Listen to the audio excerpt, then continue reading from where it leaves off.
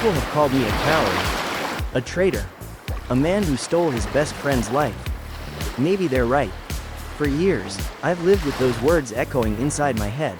Some people believe they know exactly what happened on that lonely road during the war. They think they know why my best friend never came home, and why I ended up marrying the woman we both loved. But they only know the ending. They've never heard my story. Before you decide whether I deserve your hatred, stay with me until the end. You may still condemn me, you may not forgive me, but at least you'll understand how a single decision made in just a few seconds destroyed every life it touched. If you've ever regretted one choice that changed everything, let me know in the comments. I'd really like to hear your story too. Chapter 1. Living in Someone Else's Shadow. My name is Eric Parker. For most of my life, people didn't know me as Eric. They knew me as Luis's best friend. We grew up on the same street in a quiet little town where everyone knew everyone else. We walked to school together, skipped classes together, and dreamed about the future while sitting beside the old river that ran behind our neighborhood. If you asked anyone back then, they would have said we were inseparable. And they would have been right. Luis wasn't just my best friend. He was the closest thing I ever had to a brother. The strange thing was, I never wanted to be like him. I wanted to be myself. Unfortunately, the world had other plans. Luis was the kind of person people noticed the moment he walked into a room. Teachers trusted him without asking questions. Coaches always picked him first. Adults smiled whenever they saw him, and children naturally wanted to follow him. He never asked for attention. It simply found him. I wasn't jealous. At least, that's what I kept telling myself. The truth is much harder to admit. When you spend enough years standing beside someone brighter than you, people eventually stop looking at your face. They only see your shadow standing next to theirs. I learned to laugh about it. Whenever someone forgot my name and called me Luis's friend, I smiled as if it didn't matter. But every smile hid something I didn't want anyone to see. I wanted, just once, to be remembered without someone else's name attached to mine.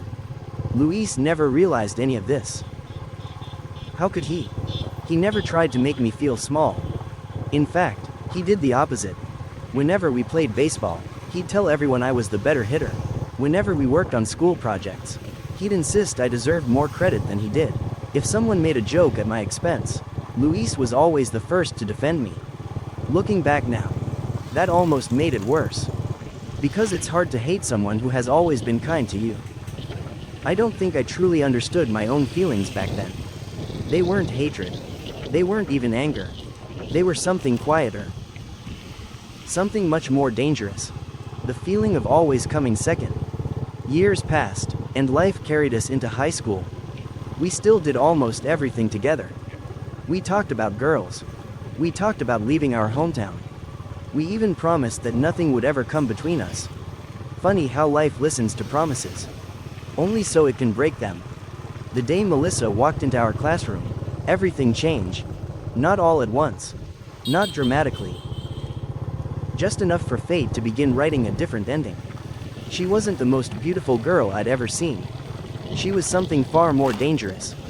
She made people feel seen.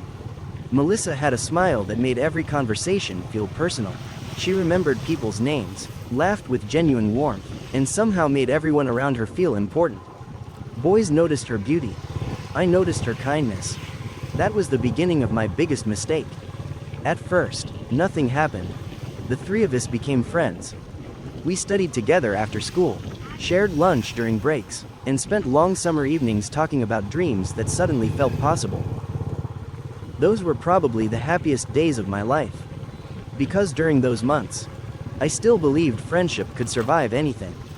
I had no idea that love doesn't always destroy people overnight. Sometimes, it simply plants a seed and waits patiently for years.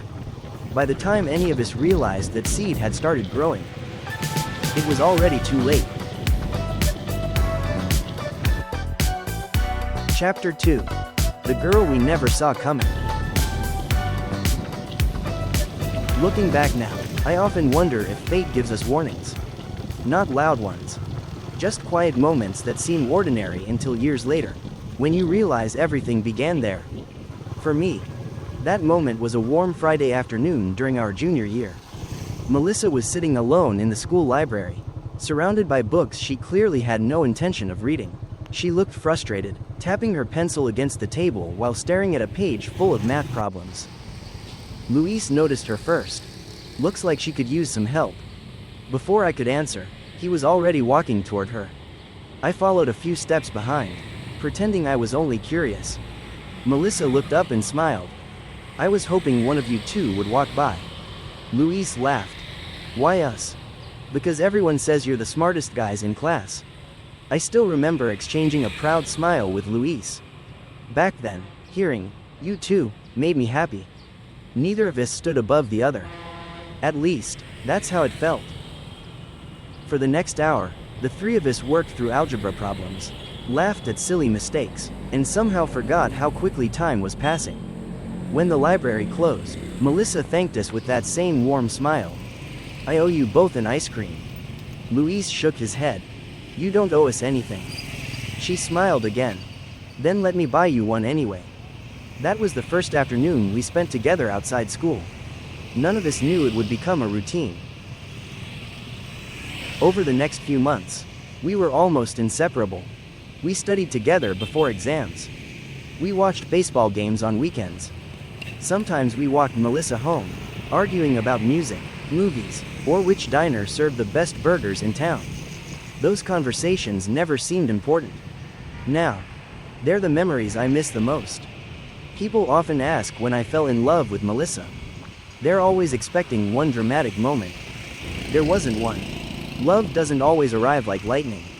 Sometimes it slips quietly into your life without asking permission. For me, it happened one small moment at a time.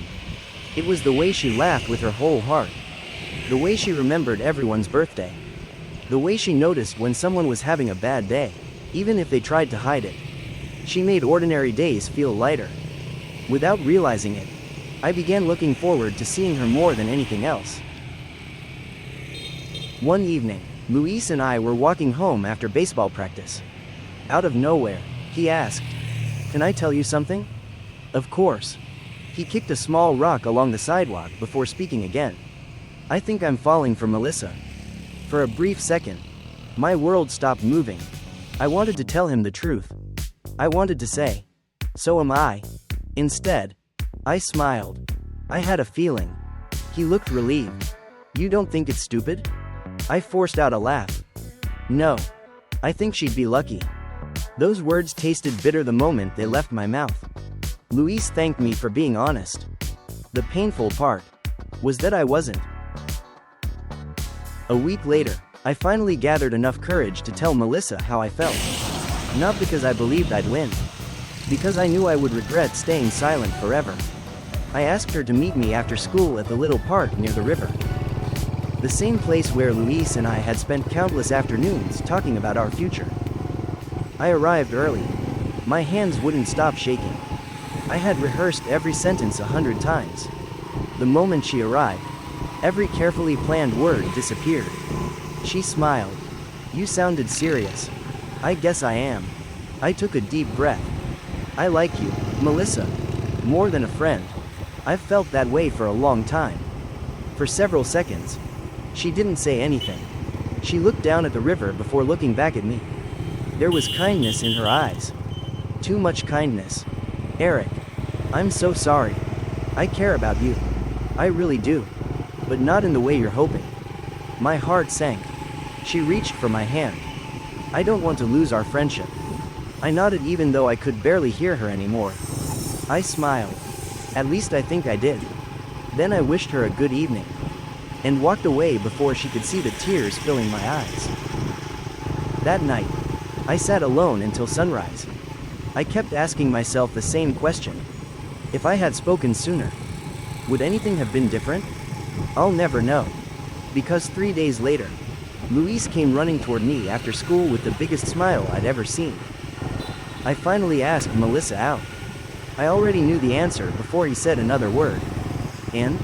He laughed like a little kid. She said yes.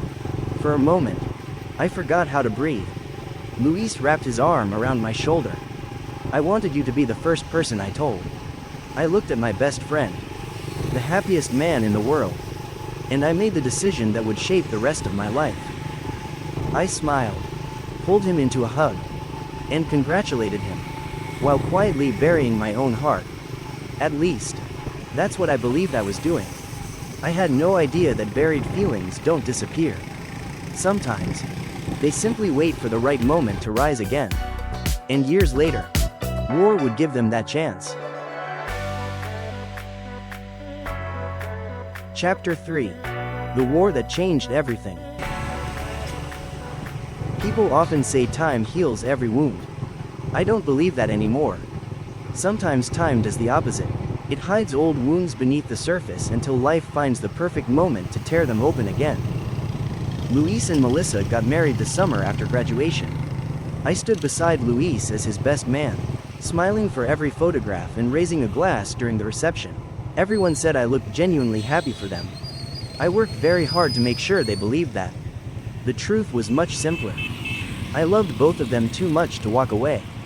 Luis was still the brother I had chosen, and Mellisa was the woman I had never stopped loving. Leaving town crossed my mind more than once. I even packed my suitcase one evening. But when the morning came, I unpacked everything. Running away wouldn't change what I felt. It would only change where I felt it. Life moved forward, just as it always does. Luis found steady work at a local construction company, while I opened a small auto repair shop with money my father had left me. We didn't see each other every day anymore, but whenever we did, it felt like nothing had changed. Mellisa always welcomed me with the same warm smile. She never treated me differently after rejecting me. If anything, she was even kinder. That kindness became another weight I carried. Sometimes I caught myself wondering what life might have looked like if she had chosen me instead. Then I would immediately hate myself for thinking it. Luis trusted me without question. He invited me into his home. He called me family. And there I was, secretly wishing for a life that belonged to someone else. I wasn't proud of those thoughts. But pretending they didn't exist would have been another lie. 3 years passed faster than any of us expected. Then the letters from the government started arriving. Young men across the country were being called to serve. When my draft notice came, I wasn't surprised. When Luis received his a week later, neither of us said much. Mellisa tried to stay strong. But the night before Luis left, I saw her crying quietly on the back porch. She quickly wiped away her tears when she noticed me. "I'm sorry," she said. "I didn't want anyone to see this. You don't have to apologize." She looked toward the dark sky. "I'm terrified. So am I." Those were the most honest words I'd spoken in a long time. Not because I feared the war, because I feared what the war might turn us into. Training camp was harder than anything I had imagined. The instructors stripped away every habit we'd ever learned. Every mistake was punished. Every weakness was exposed. Within weeks, we no longer looked like the young men who had arrived carrying duffel bags and nervous smiles. We looked like soldiers. One cold morning, our platoon gathered outside the barracks after a long field exercise. The commanding officer stepped forward with a clipboard. He began calling out names. One by one, men were assigned to different units. Then I heard a familiar voice answer. "Present, sir." I turned around. "Luis." For a second, I thought I was imagining things. He looked just as surprised as I did. A moment later, he started laughing. I can't believe it. Neither could I. Out of thousands of soldiers, the army had placed us in the same platoon. Luis threw his arms around me. "Looks like you're stuck with me again." I laughed too. For the first time in weeks, the fear disappeared. It felt like home had somehow found us in the middle of military life. The months that followed reminded me of our childhood. We trained together. We cleaned rifles together. We complained about army food together. The other soldiers quickly noticed how close we were. One of them, a quiet man named Brian Collins, often joked that we argued like brothers but always had each other's backs. He wasn't wrong. Brian soon became part of our small circle. Unlike us, he had a wife and a newborn son waiting back home. Every evening, he showed us the same worn photograph of his family. I just want to make it back to them, he would say. Luis always smiled. We all will. I wanted to believe him. I really did. One rainy evening, after lights out, the three of us sat inside an old supply tent, listening to raindrops hammer against the canvas roof. Brian asked a simple question. What are you boys going to do after the war? Luis answered without hesitation. I'm going home to Mellisa. He smiled the way only a man deeply in love could smile. We've already started talking about having children. Brian grinned. You'll make a good father. Luis laughed. I hope so. Then both of them looked at me. What about you, Eric? I hesitated. I haven't thought that far ahead. Luis nudged my shoulder. That's not true. You always have a plan. I forced a smile. Maybe I'll finally settle down. You should, Brian said. Life's too short to spend it alone. I quietly looked away before either of them noticed the expression on my face. Because the life I had once imagined was already impossible. A few weeks later, our platoon received new orders. We were finally leaving the safety of the training camp. Real combat was waiting. That evening, Luis handed me a small envelope. If anything happens to me, I pushed it back toward him. Nothing's going to happen. He smiled. Just promise me. Reluctantly. I took it. What is it? A letter for Mellisa. I'll give it to her myself. Luis nodded. I hope you do. Neither of us knew then that the promise I had just made would become the heaviest burden of my entire life. And before the sun rose again, our convoy would begin the journey toward the road that would haunt my dreams forever. Chapter 4. The Road I Never Escaped. There are nights when I still wake up before dawn, convinced I'm back on that road. I can still hear the gunfire. I can still smell the smoke. And no matter how many years have passed, I always see the same two faces looking at me. Luis and Brian. People think the worst decision of my life happened in a single moment. They're wrong. It started hours earlier. Our platoon had been ordered to reinforce another unit several miles beyond the front line. Intelligence reports suggested the route was relatively safe, and our commanding officer believed we could reach our destination before sunset. Looking back now, I wonder how many wars have been lost because someone believed the wrong report. We traveled in 3 military jeeps, moving slowly along a narrow dirt road surrounded by thick forests. The atmosphere felt strangely peaceful, almost enough to make us forget where we were. Brian looked at a photograph of his wife during one of our short stops. When this is over, he said with a smile, I'm taking them to the beach. Luis laughed. You've been talking about that beach for weeks. I know. Brian slipped the photo back into his pocket. It keeps me alive. None of us laughed after that. We all understood exactly what he meant. About an hour later, the world exploded. The first blast threw the lead jeep into the air. Before anyone could react, machine gun fire erupted from both sides of the road. The forest suddenly came alive with bullets. Men were shouting. Vehicles were burning. Smoke covered everything. I had trained for combat for months. Nothing prepared me for that. One soldier beside me fell before he even had time to raise his rifle. Another disappeared inside the flames of an overturned vehicle. The ambush lasted only minutes. It felt like an entire lifetime. When the shooting finally slowed, only 3 of us were still together. Luis, Brian, and me. We didn't know where the others were. Some were dead. Some had scattered into the woods. Some we never saw again. Our jeep was still running, although one of its tires had been damaged. Luis climbed into the passenger seat while Brian jumped into the back. Drive, Luis shouted. I pressed the accelerator without thinking. We raced down the muddy road, praying the enemy wasn't following us. For several minutes, none of us spoke. The only sounds came from the engine and our heavy breathing. I remember gripping the steering wheel so tightly that my hands began to cramp. Every shadow looked like another ambush. Every distant noise made my heart pound harder. I had never been so afraid. Then our luck ran out. The road narrowed into a low stretch of wet ground that had turned into deep mud after days of heavy rain. The Jeep lurched violently. The rear wheels spun helplessly. Mud sprayed everywhere. We were stuck. Luis jumped out first. "Come on. We can still get it moving." Brian was already pushing from behind. I climbed out and joined them.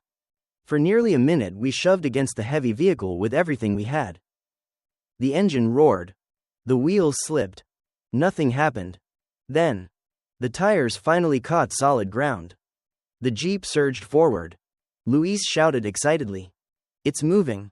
In that exact moment, I looked into the rearview mirror. Far down the road, I saw movement. Dark uniforms. German soldiers. More than I could count. They had found us. Everything happened in seconds. My heart started pounding so hard I could barely think. One voice inside my head screamed, "Go back." Another screamed even louder, "Drive before they kill you too." I wish I could tell you I made the brave choice. I didn't. Fear won. My hands grabbed the steering wheel before my mind had even decided. I slammed my foot onto the accelerator. The Jeep shot forward. For one terrifying second, I heard Luis shouting my name. I looked into the mirror. He and Brian were already running after me. Neither of them stopped. Neither of them gave up. I wanted to hit the brakes. I swear to God, I wanted to. But every glance behind me showed the enemy getting closer. My body kept doing the one thing my conscience begged it not to do. I drove faster. Nearly a mile later, I finally stopped. The silence inside the Jeep was unbearable. My hands were shaking so violently that I could barely hold the steering wheel. "What have I done?" I whispered the words over and over, hoping they would somehow sound less real. I climbed out of the Jeep. The road behind me had disappeared beneath smoke and distant gunfire. I took one step back. Then another. I should go back. I have to go back. But what if they're already surrounded? What if the Germans are waiting for me? What if going back only means 3 prisoners instead of 2? Every excuse came to me within seconds. Every excuse sounded reasonable. Every excuse hid the same ugly truth. I was terrified. I stood there for what felt like forever. Finally, another military convoy appeared from the opposite direction. Their commander ordered me into one of the trucks before I could explain anything. "We don't have time. We're pulling back." I kept looking over my shoulder as the truck drove away, waiting for Luis and Brian to appear, waiting for someone to tell me they had escaped, waiting for this nightmare to end. None of those things happened.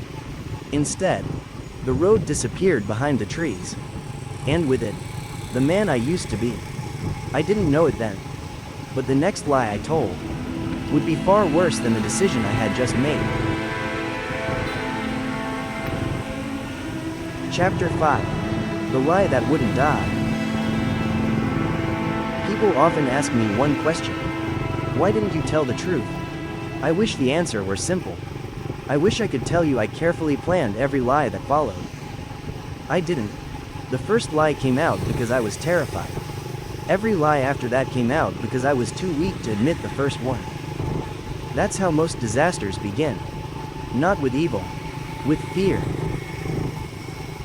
After being separated from Luis and Brian, I was transferred to another military unit several miles behind the front line.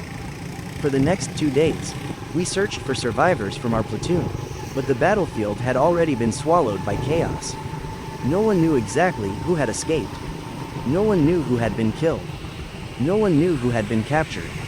The officers questioned me several times. What happened to the others? I answered as honestly as I could. We were ambushed. We got separated. I lost sight of them. That part was true. Then came the question I dreaded. Did you see Private Luis Carter after the Jeep left? My throat tightened. I could still picture him running behind me. Still shouting my name. Still believing I would stop. I lowered my eyes. No, sir. It wasn't a complete lie. But it wasn't the truth either. The war continued. Weeks turned into months. Months became years. Some men celebrated small victories. Others counted the friends they had buried. I stopped counting anything. Every night, I dreamed about that muddy road. Sometimes Luis reached the Jeep just before I drove away. Sometimes Brian pulled him inside. Sometimes all three of us made it home. Those dreams always ended the same way. I woke up alone, drenched in sweat, unable to breathe. The hardest battles weren't happening on the battlefield anymore. They were happening inside my own head. 3 years later, the war finally ended. The surviving soldiers were sent home. People celebrated in the streets. Families hugged each other. Children ran into their father's arms. Everyone called us heroes. I didn't feel like one. As the train carried me back toward my hometown, I reached into my duffel bag and found the envelope Luis had given me before our final mission. The paper had become worn from being carried for years. I had never opened it. I couldn't. The words written on the front were enough. For Mellisa. I stared at that envelope for nearly an hour. Part of me wanted to throw it out the window. Another part wanted to deliver it exactly as Luis had asked. In the end, I slipped it back into my bag. Still unopened. I wasn't ready to face what waited at home. When I finally stepped off the train, the town looked almost exactly as I remembered. The old diner was still on the corner. The church bell still rang every Sunday morning. Life had continued without us. I walked slowly toward Melissa's house. Every step felt heavier than the last. She opened the door before I even had a chance to knock. For a brief moment, she smiled. Then she looked behind me. Searching for someone. Luis? She whispered his name so softly it almost disappeared into the wind. I couldn't answer. She looked into my eyes. The hope on her face began to fade. Where is he? My mouth went dry. I had imagined this moment 1,000 times during the war. Not one version prepared me for the real thing. My voice cracked. We were attacked. Her hands slowly covered her mouth. And Luis? I closed my eyes.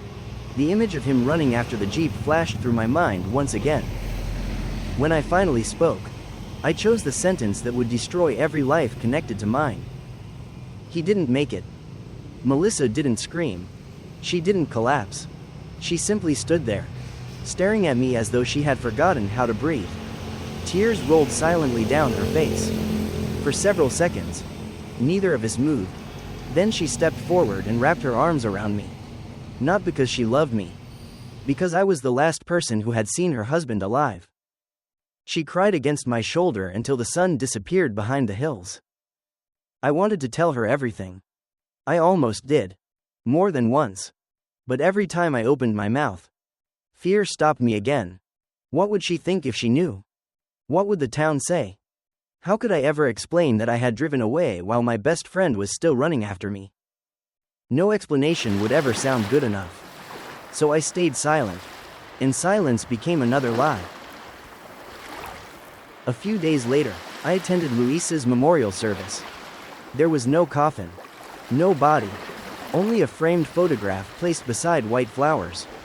The pastor spoke about sacrifice. About courage. About honor. Everyone believed Luis had died a hero. I stood only a few feet away. Listening. Nodding. Accepting condolences that belonged to someone else. When the ceremony ended, I remained behind after everyone had left. I looked at Luis's photograph for a long time. Then I quietly placed the unopened letter beside the flowers. I'm sorry. The words barely escaped my lips. I failed you. A cold breeze swept through the cemetery.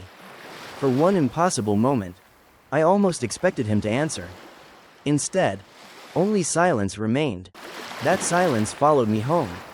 And before long, it would lead me back to the one person I had sworn I would never hurt again. Mellisa. Chapter 6. The Life I Never Earned. For months after Luis's memorial service, I avoided Mellisa as much as I could. Not because I didn't care about her. Because I cared too much.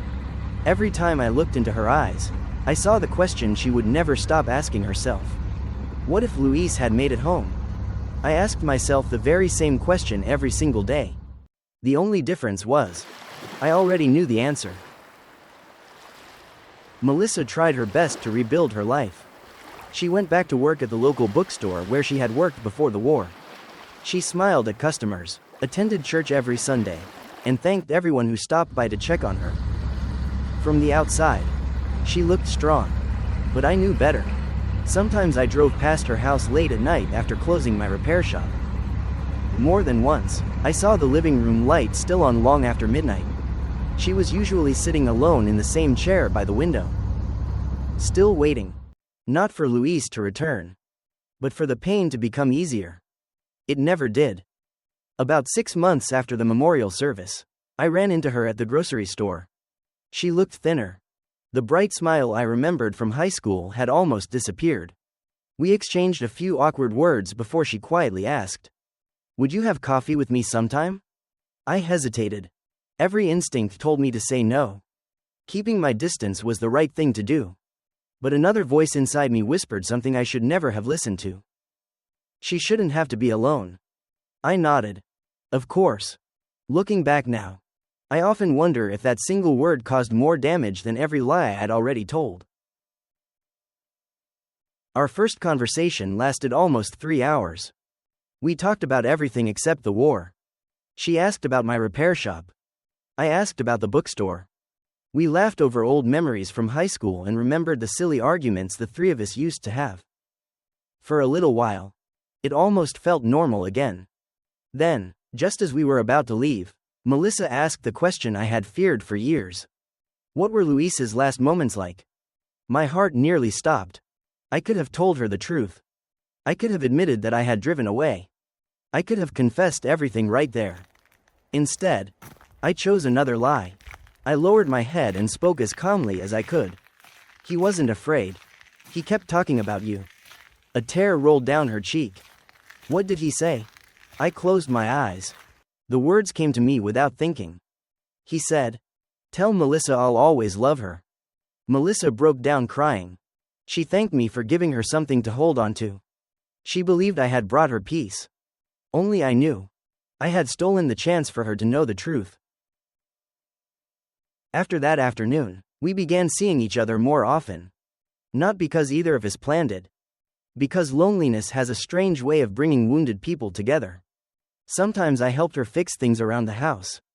Sometimes she brought homemade meals to my repair shop. Sometimes we simply sat on the front porch and watched the sun disappear behind the hills. Neither of us ever called it dating. Neither of us had the courage to name what was happening. Still, the town noticed.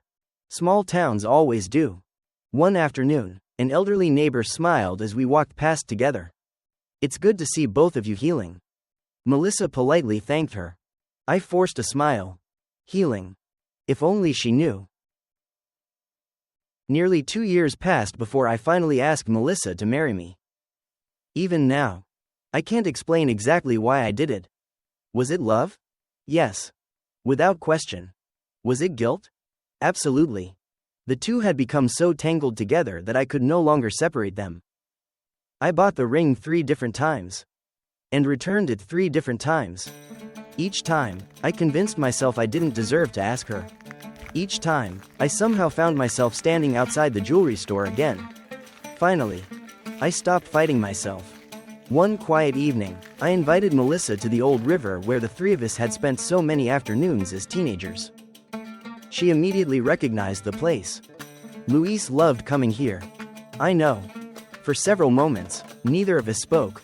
The river flowed gently beneath the evening sky, carrying memories neither of us could escape. Then I took a deep breath. I know I'll never replace him. I know part of your heart will always belong to Luis. I would never ask you to forget him. She looked at me without saying a word. But if you're willing, I'd like to spend the rest of my life making sure you never have to face another day alone. Tears filled her eyes. Not joyful tears. Not completely.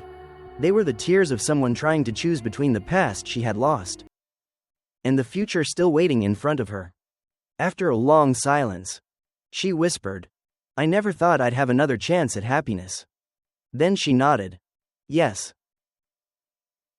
We were married the following spring. The ceremony was small, simple, quiet. Most people smiled. Some people cried. Everyone believed life had finally given two broken souls another chance. As I slipped the wedding ring onto Melissa's finger, I looked toward the empty seats near the back of the church. For one impossible second, I imagined Luis sitting there, watching us. Not angry, not shouting, just looking at me, the same way he had looked at me on that muddy road. Trusting me. I nearly dropped the ring. Mellisa gently squeezed my hand. "Are you all right?" I forced a smile. "Just nervous." That wasn't the truth. The truth was much worse. On the happiest day of my new life, I realized I had never escaped the old one. And somewhere far beyond our quiet little town, a man I believed was dead had just begun the long journey home. Chapter 7. The Truth I Could Never Escape. People sometimes imagine that the hardest moment of my life was the day I drove away. It wasn't. The hardest moment came 6 years later, when someone knocked on my front door. I remember that morning with painful clarity. Mellisa was making breakfast in the kitchen, humming softly as sunlight poured through the windows. It was one of those ordinary mornings that make you believe life has finally settled down. Then someone knocked. 3 slow knocks. Nothing unusual. I stood up, walked to the front door, and turned the handle without thinking. The moment the door opened, the world around me seemed to disappear. A man stood there wearing worn-out clothes and carrying a small travel bag over one shoulder. His face was thinner, older, covered with scars I had never seen before. But I recognized him immediately. Luis. For several long seconds, neither of us spoke. He simply looked at me. Not with hatred, not with anger, just disbelief. "I made it home," he said quietly. My knees almost gave out beneath me. Every nightmare I had lived with for 6 years was suddenly standing in front of me. Real. Breathing. Alive. Behind me, Mellisa called from the kitchen. "Eric, who's at the door?" I couldn't answer. Luis never took his eyes off mine. "I think you should let me come inside." I stepped aside without saying a word, because every lie I had ever told had just reached its end. Mellisa walked into the living room carrying 2 cups of coffee. She smiled before looking toward the front door. The cups slipped from her hands. They shattered across the wooden floor. For a moment, she simply stared. Then she whispered the name she had repeated in her dreams for years. "Luis." He smiled through exhausted eyes. "Hi, Mellisa." She ran toward him without hesitation. She threw her arms around him and cried harder than I had ever seen anyone cry. I quietly turned away. That embrace didn't belong to me. It never had. When Mellisa finally stepped back, she looked from Luis to me. Confusion slowly replaced the joy on her face. She wasn't looking at 2 old friends. She was looking at 2 men connected by a truth neither of us could avoid any longer. Luis spoke first. "I've spent 3 years in a prison camp. I thought you'd both be waiting for me." Mellisa slowly turned toward me. Her eyes searched mine. "Eric, what is he talking about?" The room became unbearably quiet. For years, I had rehearsed dozens of excuses. None of them mattered anymore. I took a slow breath. Then I looked directly at Mellisa. "Everything he says is true." She blinked in disbelief. I continued before fear could stop me again. "I left him. I drove away. I told myself I'd come back. But I didn't. I told everyone he was dead. And after that, I kept lying because I was too ashamed to tell the truth." Every word felt like another piece of my soul breaking apart. Melissa's eyes filled with tears. Not the tears of grief. The tears of betrayal. She stepped backward as though she no longer recognized the man standing before her. For the first time in 6 years, I agreed with her. I didn't recognize him either. Luis never interrupted. He never shouted. He never demanded revenge. He simply listened. When I finished, the silence felt heavier than any punishment I had ever imagined. Finally, I reached into an old wooden cabinet beside the fireplace. Inside was a faded envelope. The same envelope I had carried through the war. The one I had never been brave enough to open. I walked over and placed it into Luisa's hands. You trusted me with this. I failed you. I'm sorry. Luis stared at the envelope for several seconds before carefully slipping it into his pocket. He never asked why I had kept it. He already knew. That evening, I packed a single suitcase. Mellisa watched quietly from the bedroom doorway. Neither of us cried. Some tears had already been spent years ago. As I zipped the suitcase closed, she finally spoke. Did you ever love me? I looked at her. There was only one answer. Every single day. She nodded slowly. I believe you. Those 4 words hurt more than anything else she could have said. Because loving someone doesn't erase the damage you cause them. I picked up my suitcase and walked toward the front door. Just before leaving, I turned back one last time. I hope one day, both of you find the peace I couldn't. Then I walked away from the only home I had ever wanted. A week later, Luis asked to meet me. We met at the old river where our friendship had begun so many years earlier. For several minutes, we watched the water flow without speaking. Finally, Luis broke the silence. I've imagined this meeting for a long time. So have I. He looked at me with tired eyes. I wanted to hate you. I know. I did hate you. He paused before continuing. But somewhere inside that prison, I realized hatred was the only thing keeping me trapped. I lowered my head. I don't deserve your forgiveness. No. You don't. His honesty didn't surprise me. Then he added something I will never forget. But I don't want to spend the rest of my life carrying you inside my anger. I looked up. He wasn't forgiving me. He was freeing himself. There was a difference. A very important one. I'll carry what I did for the rest of my life, I said quietly. Luis nodded. So will I. We stood there in silence for another minute. Then he held out his hand. Not because everything was fixed. Because some endings don't need another war. I shook his hand. It was the last time I ever saw my best friend. I left town the next morning. Years have passed since then. I never married again. I never tried to build another family. Some mistakes don't deserve a second chance. People still ask if I betrayed my best friend. The answer is yes. But that wasn't the greatest betrayal of my life. The greatest betrayal was becoming someone my younger self would never have recognized. Sometimes I wonder what would have happened if I had stopped that Jeep. Maybe all 3 of us would have come home together. Maybe none of us would have. I'll never know. What I do know is this. Fear lasted only a few seconds. Its consequences lasted a lifetime. So now I'll leave the final judgment to you. If you had been sitting behind that steering wheel, with bullets flying and death closing in from every direction, would you have turned back? Or would fear have made the choice before you even had the chance? If this story made you question where courage ends and human weakness begins, I'd love to hear your thoughts in the comments. And if you enjoy stories that don't tell you what to think, but ask you to decide for yourself, subscribe to the channel. Because sometimes, the hardest truths are the ones that never have a perfect ending.